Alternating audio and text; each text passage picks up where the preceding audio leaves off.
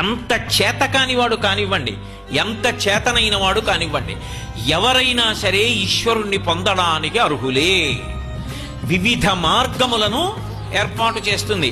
ఇందులో ఒక్కొక్క మార్గంలో వాడున్నాడు అని ఒక్కొక్క మార్గంలో పట్టుకుని ఒక్కొక్కలా ఒక్కొక్కడు తరించిపోతాడు. ఇందులో పెంకి మార్గాలు కూడా ఉంటాయి. అది విచిత్రం. కొన్ని పెంకితనంగా ఉంటాయి.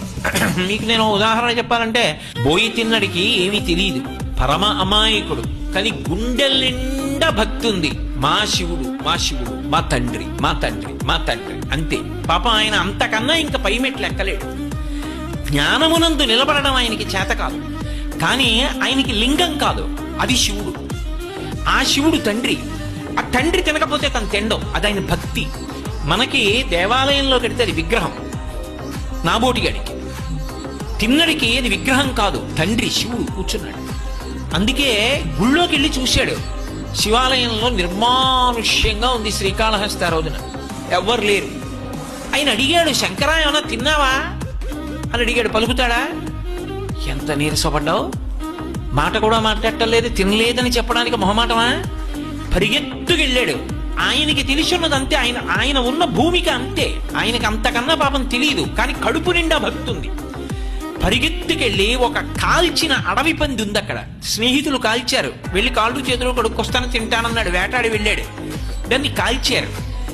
బిగదీసుకుపోయి ఉంది శరీరం. ముందు శివుడికి పెట్టాలి, అది ఆయన ప్రేమ. లోకాల్ని కాపాడేవాడు నా తండ్రి, ఆయన తినకుండా నేను ఎక్కడ తింటాను? ఆయనకి పెడతాను. అది పండా కాయా, అది అడవి పంది, అయినా సరే నేను అది తింటాను, అదే పెడతాను.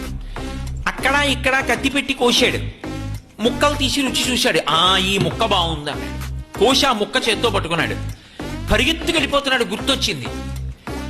అది ఎలా ఉంటుందంటే, ఆ భక్తి ఒక్కొక్కసారి ఆ భూమికలో, ఆ భూమిక ఎందే ఉన్నవాడి ప్రేమ తిన్నడంతే, ఉండలేడు.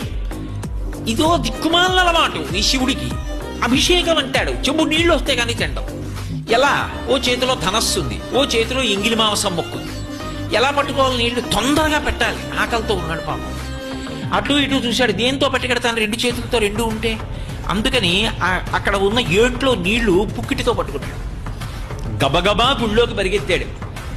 శివలింగం మీద ఉన్నటువంటి నిర్మాల్యాన్ని తను కాలికి వేసుకున్న చెప్పు మెత్తగా నలిగిపోయింది. ఆ ఎంగిలి మాంసం అక్కడ పెట్టి కాలికున్న చెప్పు తీసి తుడిచేశాడు. ఇప్పుడు శివుడు అన్నాడు, అబ్బా ఎంత గొప్ప కూర్చతో తుడిచావురా అన్నాడు. నువ్వు స్నానం చేస్తే కానీ తినవు కదూ. నోట్లో ఉన్న ఎంగిలి నీళ్లు శివలింగం మీద ఉమిశాడు.